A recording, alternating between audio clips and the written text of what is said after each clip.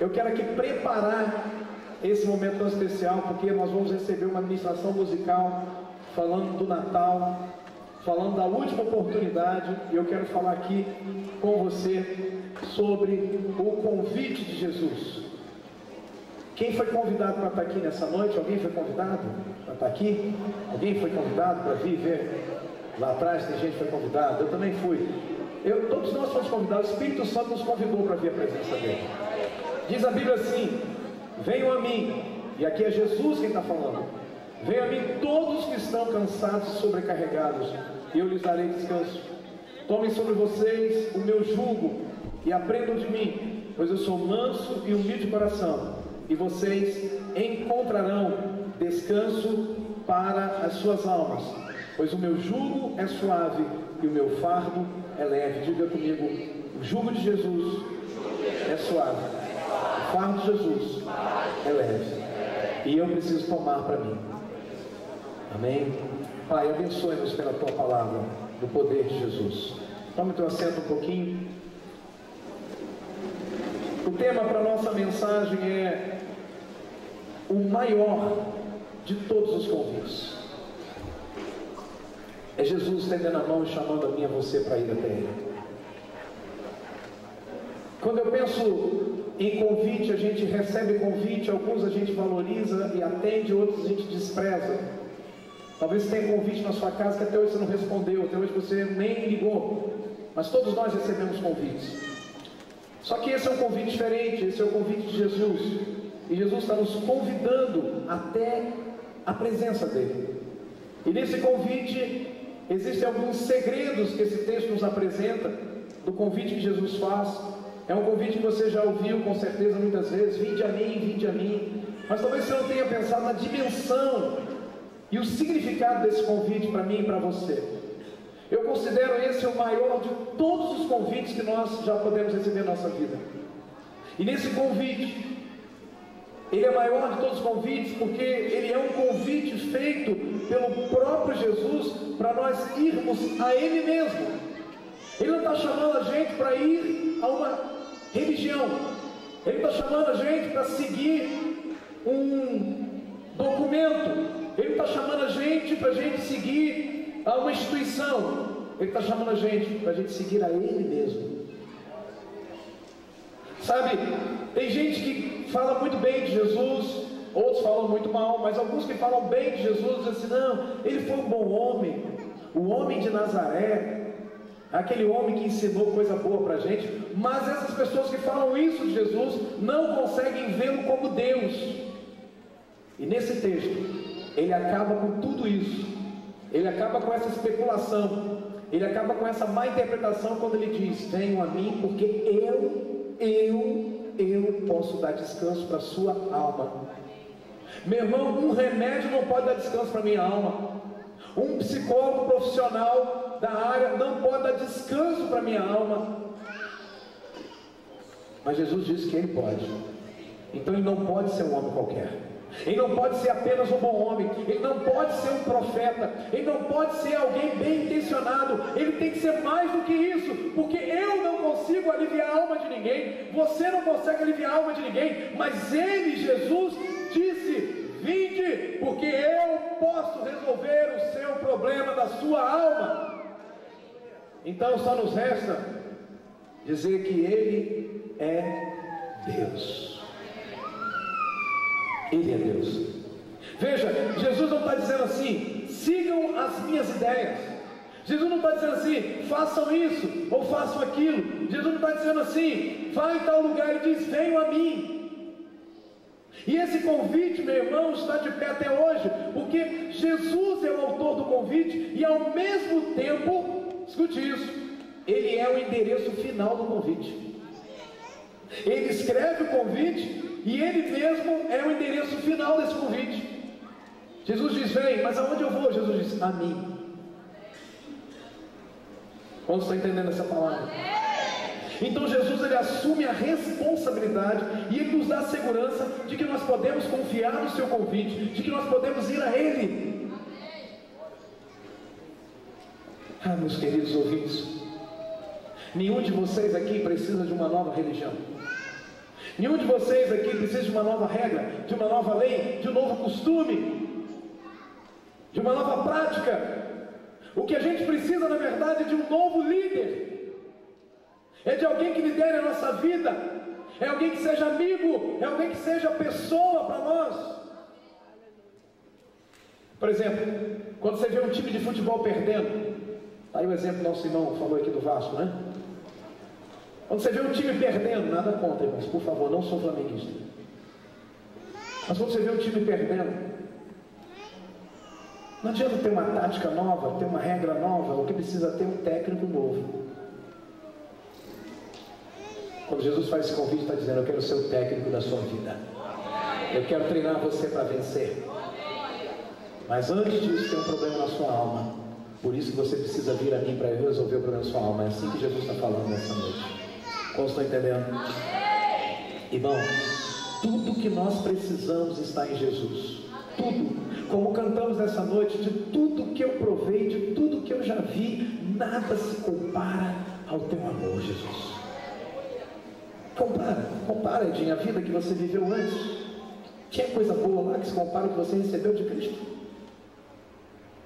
Compara, Jefferson. Tem alguma coisa que você viveu lá que seja melhor do que Cristo? Se você disser que sim, então eu vou te afirmar uma coisa nessa noite. É que você ainda não encontrou Cristo. Você pode ter encontrado uma religião, mas não Cristo. Porque Cristo supre todas as necessidades. Ele é o melhor de todos. Ele é o maior. Colossenses, o apóstolo Paulo diz que o segredo da nossa salvação está em Deus. E diz assim: o segredo de Deus para a nossa salvação está na Bíblia. E qual é esse segredo? A Bíblia diz então: esse segredo é Cristo, o qual Ele mesmo é a chave que abre todos os tesouros escondidos do conhecimento e da sabedoria que vem de Deus. Aleluia. Tu já pensou nisso? Você ter conhecimento e sabedoria que vem de Deus. Hoje de manhã nós lemos o Salmo 119 aqui. A pastora Mara nos conduziu assim. E uma das leituras que o Celso fez, o Antônio Celso fez, dizia o seguinte: a tua palavra me faz mais sábio do que os meus mestres.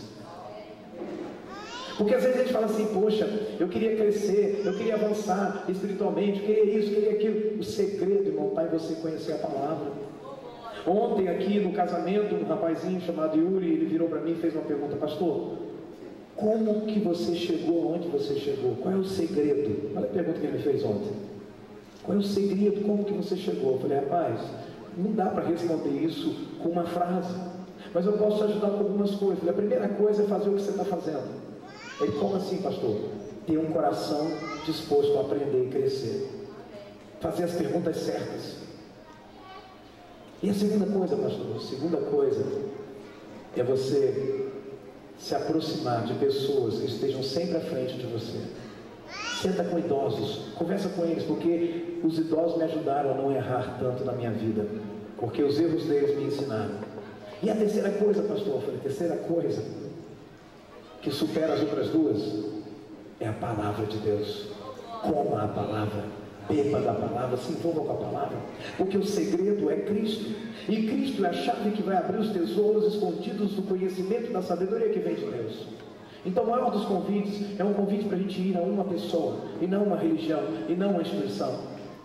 Às vezes as pessoas não entendem quando eu prego aqui e falo: querido, venha Jesus. A pessoa diz: não, mas eu já tenho minha religião. Eu não estou falando sobre religião, eu estou falando de você vir a alguém que tem o poder de mudar a sua vida e a sua história.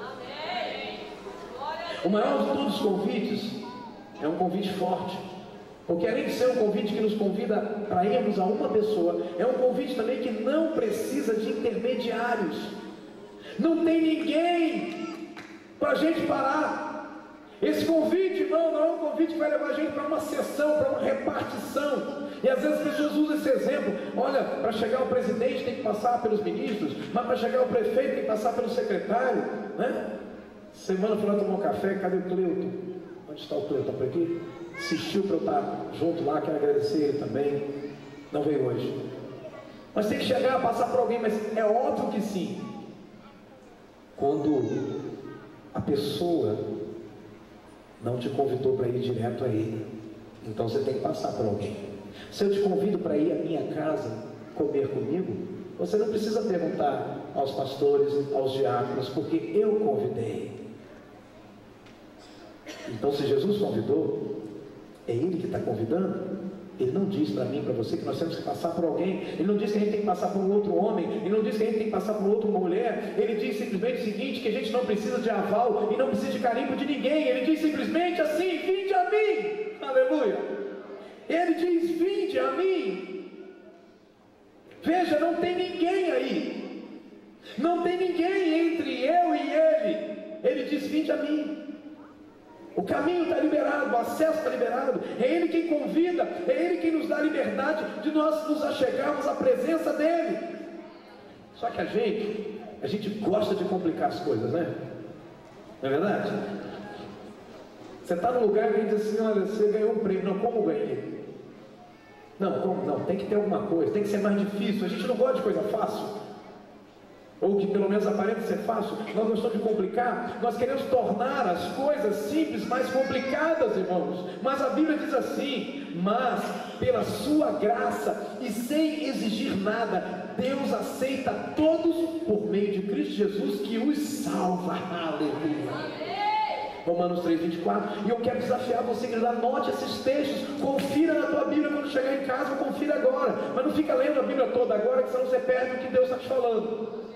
Mas Romanos 3:24 diz: mas pela sua graça e sem exigir nada. Não, você tem que ir em tal lugar ser assim, você tem que fazer isso, você tem que andar de joelho. Você, não. Sem exigir nada, Deus aceita todos por meio de Cristo Jesus, que os salva. Mas é por meio de Cristo Jesus. Quantos estão entendendo essa palavra? Só que alguns de nós, irmãos, preferiu acreditar que servir a Jesus tem que ser mais complicado. E aí começou a colocar dificuldades no meio do caminho. E aí coloca mais um mediador, mais uma mediadora, coloca mais isso, mais aquilo. E até a gente fala: não, Deus está muito ocupado e eu nunca vou conseguir chegar até Deus. E aí a gente acha que pode, não, a gente vai pedir a pessoa, que a pessoa pede a Deus por nós. Quem sou eu para pedir? Deixa eu te falar quem é você. Você é a pessoa que Jesus convidou para ir até Ele. Você é essa pessoa, então você pode falar com Ele, então você pode se dirigir a Ele, então você pode ir até Ele. Ele preferiu assim. Qual a outra razão para que Ele nessa terra, como um bebê frágil, como nós apresentamos agora há pouco o Arthur? Porque Ele quis isso, para dizer para mim e para você que o acesso a Ele não é tão complicado assim. Ele está dizendo: vinde a mim. Ele está dizendo: venham para mim, não complique as coisas. Em 1 Timóteo capítulo 2, verso 5 diz: porquanto há um só Deus. Diga comigo: um só Deus.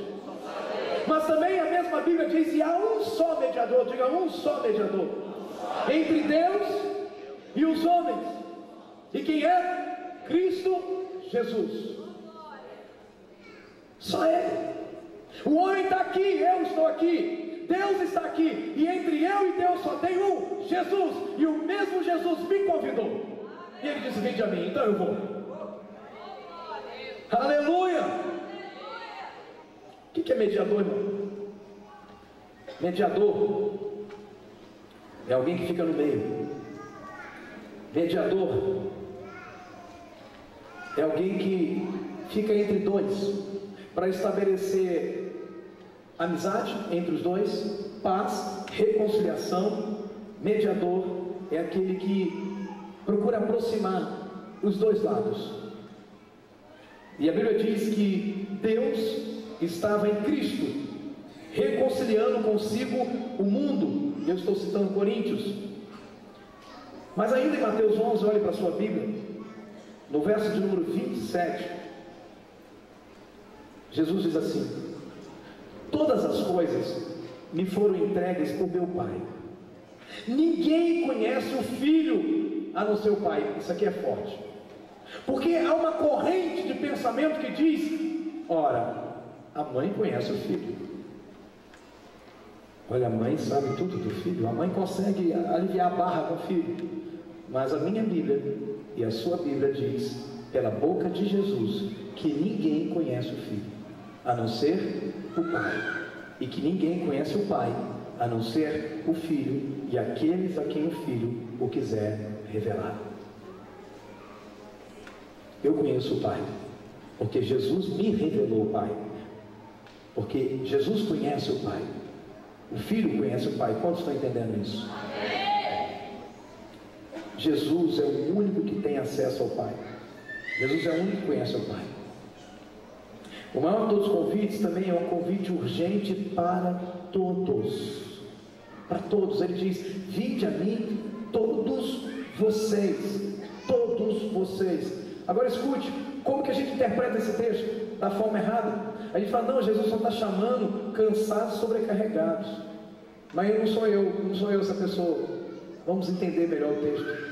Jesus não está dizendo aqui que é um convite para aqueles que estão cansados, sobrecarregados. Jesus não está dizendo isso. Na verdade, Jesus está dizendo o seguinte: todos estão cansados e sobrecarregados. Todos estão cansados e oprimidos. Porque esse é o estado que toda pessoa que vive sem Cristo está: cansado e sobrecarregado. Quem não tem Jesus como Senhor da sua vida está cansado até da religião, porque religião também te sufoca. Usa essa roupa, faz desse jeito, faz daquele jeito, sobe daquela escada, desça daquele jeito, vai para lá, vai para cá, e o coração vazio. Aí aquele fardo: eu não consigo, é muita exigência. E a gente não consegue entender o que é graça. Tem muita gente que acha que Jesus veio apenas para um grupo de pessoas que talvez esteja passando por lutas, talvez esteja desesperado, talvez esteja passando problema, ou então Jesus veio para um grupo de pessoas que está presa no vício. Mentira do diabo! Jesus veio para todos. Uma vez eu ouvi de uma pessoa muito bem financeiramente dizendo para mim: que bom, pastor, pelo trabalho que você está fazendo na sua igreja, ajudando muitos jovens aí que estão na drogadição e tal, fico feliz. E eu falei para ele: olha, mas Jesus também veio para você. Ele disse: não, pastor, eu não preciso tanto quanto as outras pessoas precisam. Porque ele entende esse texto errado, como muitos entendem. Talvez a gente pense que Jesus veio para pessoas que estão cometendo ou tenham cometido algum crime. Não, ele veio para todos. Esses também estão incluídos, mas são todos. Escute uma coisa: definitivamente Jesus não veio para um grupo seleto. Jesus veio para todos: ricos, pobres, negros, brancos, homens, mulheres, idosos, homossexuais, homens verdadeiros, mulheres verdadeiras. Deus veio para todos. Jesus disse: vinde todos. A Revista Atualizada traduz o verso 28 como: vinde a mim todos vós que estáis cansados. Ele está dizendo: todos vocês, vocês todos que estão cansados, todos vocês estão cansados, todo mundo está cansado, todo mundo está sobrecarregado, porque essa é a realidade da vida de alguém que não tem Jesus. Jesus disse: todos, todos, porque todos estão cansados, todos estão sobrecarregados, todos estão cansados porque perdeu um ente querido, sobrecarregado porque é muita pressão na vida, cansado por causa dos problemas no casamento, no relacionamento, cansado por causa do trabalho, cansado por causa da vida, cansado por causa da doença, cansado por ver gente morrer, cansado pela tristeza, cansado pela injustiça do mundo. Todo mundo está cansado, todo mundo está sobrecarregado.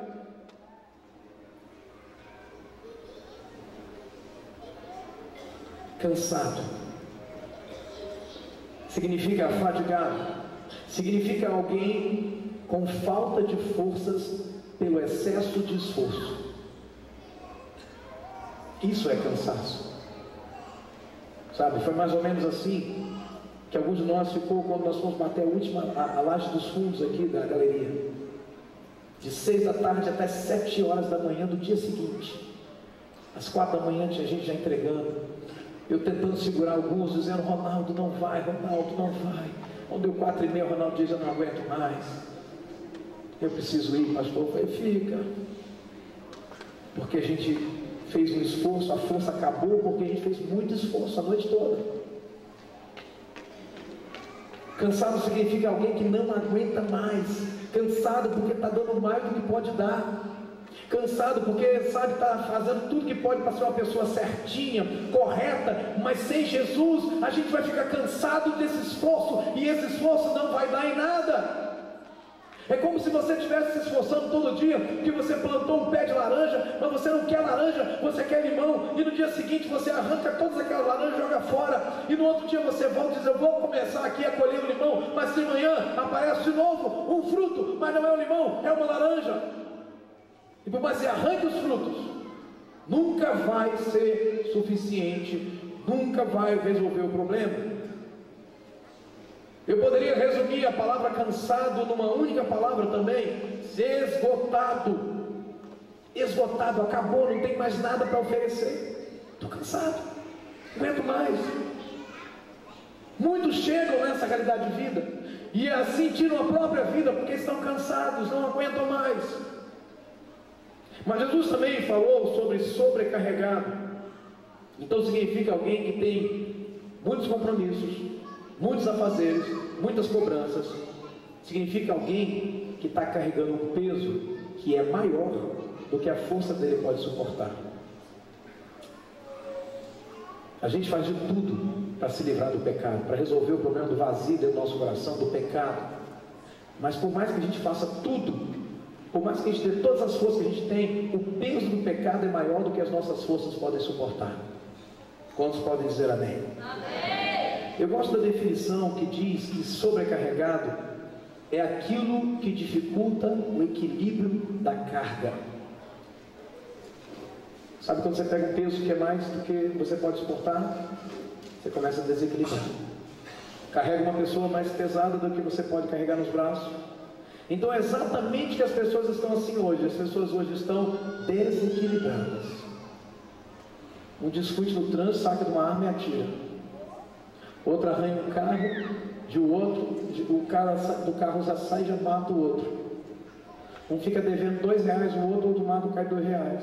Um fica devendo lá, né, na boca da droga lá e perde a vida por causa de R$50, R$100. As pessoas estão desequilibradas. É o marido que chega em casa e espanca os filhos, a esposa. Outro que está bebendo sem parar. Outro que está, sabe, brigando com todo mundo, violento. Outro que é só orgulhoso, acha que pode comprar todo mundo com o dinheiro que tem. As pessoas estão desequilibradas hoje em dia. No entanto, Jesus, Ele faz um convite para que a gente vá a Ele, para a gente ter equilíbrio para a nossa vida. Às vezes você olha para mim, ou para alguns outros homens de Deus, e acha, até admira e diz, nossa, meu irmão, eu não sou bom. O que você vê em mim é Cristo. Porque sem Cristo eu sou desequilibrado. Mas com Cristo, Ele põe no eixo. Você está entendendo isso, né? Às vezes você pensa que, fulano é certinho, não. A grama do vizinho é sempre verdinha, fresquinha, até o dia que você descobre que é grama de plástico, é grama sintética. Todos nós passamos por lutas.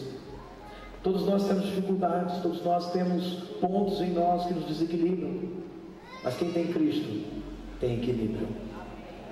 Agora é interessante que esse convite é urgente, pois vinde no original significa o seguinte: vem até aqui, vem agora, vem logo, vem correndo, venha hoje. Olha só, o sentido do verbo no original, no grego, significa isso. Vem logo, vem correndo. Porque alguns trechos de Mateus é aramaico. E por que é um convite urgente? É urgente porque Jesus está dizendo que a nossa condição, a condição humana, é de cansados e sobrecarregados. E o pecado tornou o homem alguém que está vivendo sempre no limite das suas forças. Escute uma coisa, até eu e você, querido, como crentes de Jesus, larga um pouquinho da mão de Jesus, você vê onde você vai parar.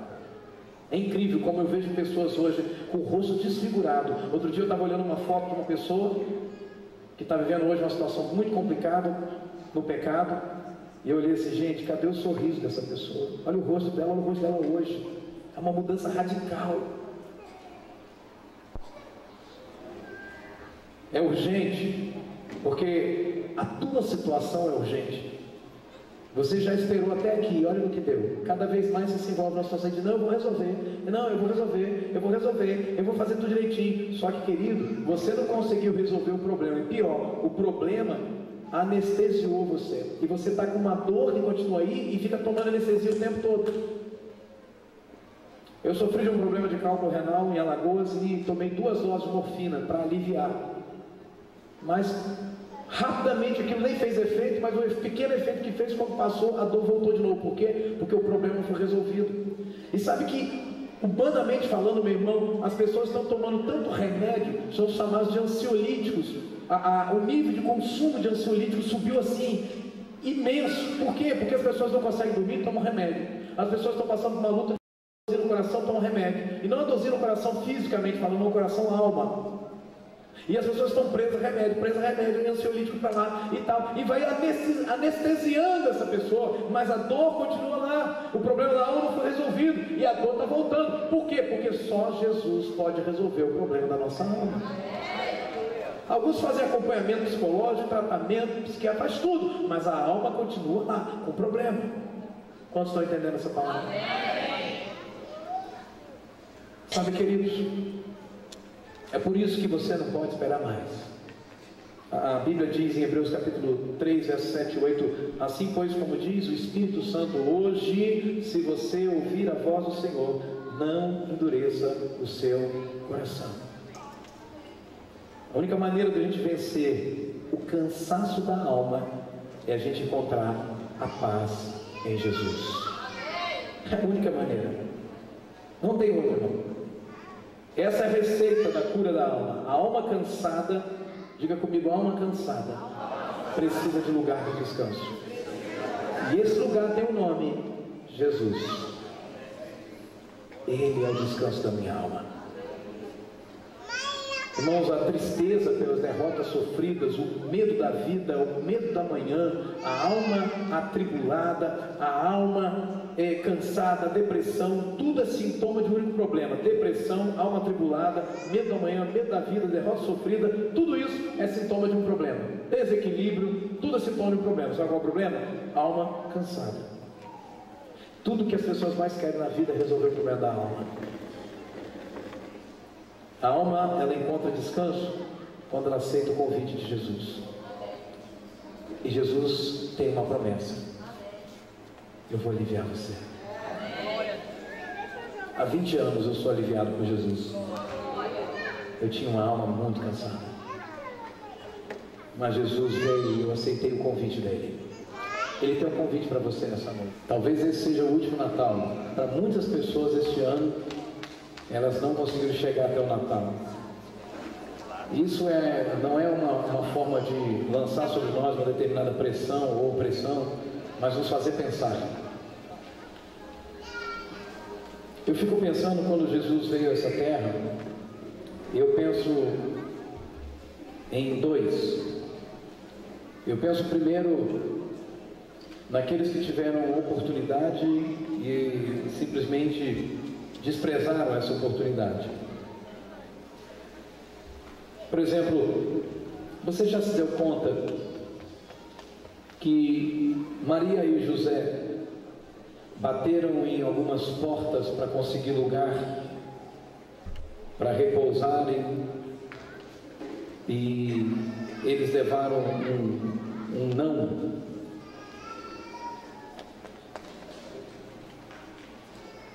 Já percebeu isso?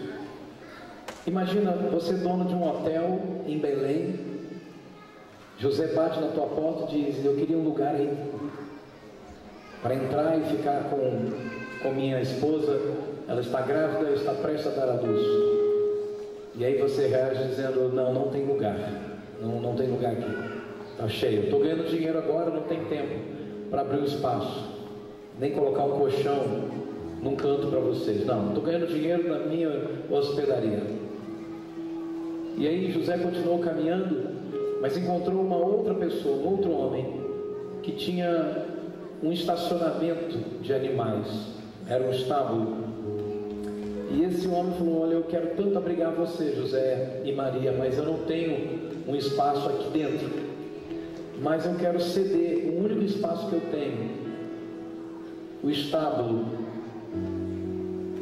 E aí então José e Maria vão para ali, e ali nasce Jesus, o Salvador. Ele é visitado pelos pastores que estão no campo. E aí eu fico contrapondo o dono da hospedaria e o homem que cedeu espaço no estábulo. Todos dois tiveram uma oportunidade. Um desprezou a oportunidade, o outro se agarrou a ela. Imagina aquele que se agarrou a ela, o sentimento que ele ficou no coração. No meu negócio, no meu espaço, nasceu o Filho de Deus, o Rei de Israel. E o dono da hospedaria deve ter pensado: nossa, que oportunidade eu perdi de entrar para a história. Que oportunidade eu perdi. Imagina se ele nascesse no meu hotel. Que honra! Meu nome seria lembrado para o resto da vida. Só que foi uma oportunidade que ele desperdiçou.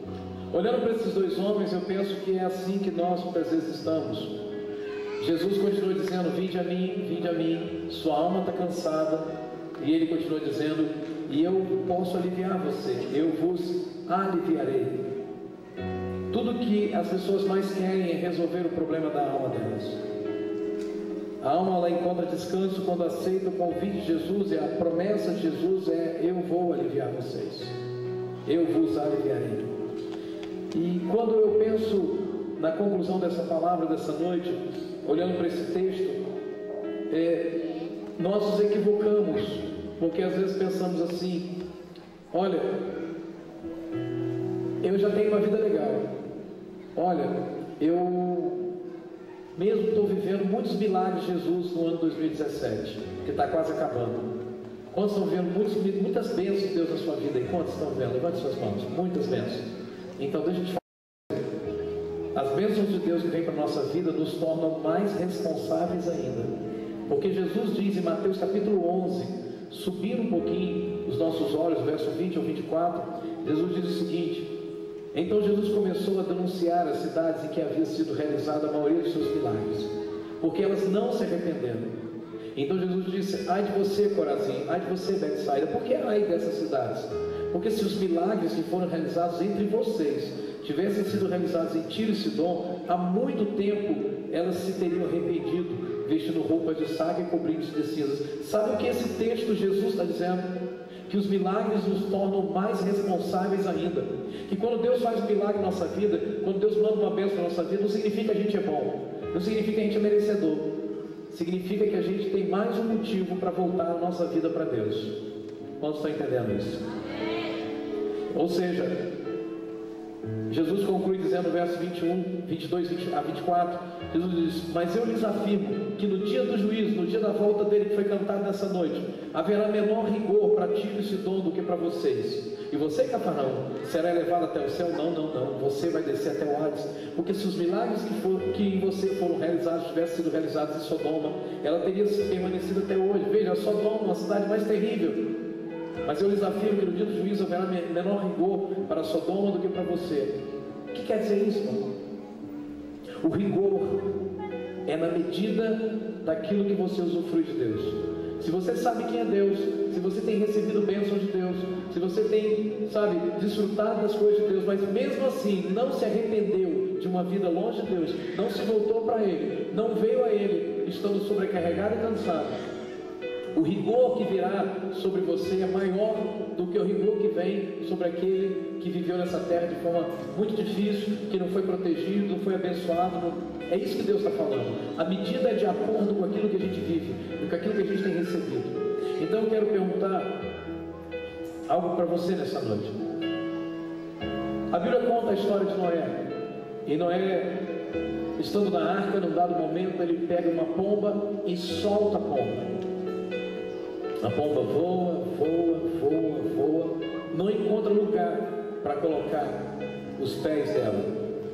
E ela retorna para a arca. E Noé a apanha e coloca de volta na arca. Passado um tempo, Noé libera novamente a pomba. Mas a pomba procurou descanso em toda a terra, e ela não encontrou paz, não encontrou descanso. O único descanso que a pomba encontrou foi quando ela voltou para as mãos de Noé dentro da arca. Então deixa eu te falar uma coisa: você já procurou descanso para a tua alma em tantas coisas, em tantos lugares, em tantas práticas, em tantas atitudes, mas você não encontrou. Só há um lugar seguro para você, e o lugar seguro para você é em Jesus. E mesmo você que já entregou a vida para Jesus, mas ainda anda com a alma cansada, é porque você está tentando fazer tudo do seu jeito e não funciona. Só venha Jesus, deixa Ele cuidar de você. Esse é o convite para a gente vir a Jesus nessa noite. Que a gente não perca a oportunidade, que a gente não haja como dono da hospedaria. Estou ocupado, tenho a minha religião, tenho as minhas coisas, mas que a gente venha e diga: não, eu quero Jesus. Como dono do estábulo, diga: pode entrar, Jesus. Eu não tenho muita coisa para oferecer, a casa que eu tenho está suja, está desarrumada, porque é o meu coração, mas mesmo assim, eu abro o meu coração para você, Jesus. Eu abro o meu coração para você, Jesus. Eu abro o meu coração para você, Jesus. Amém?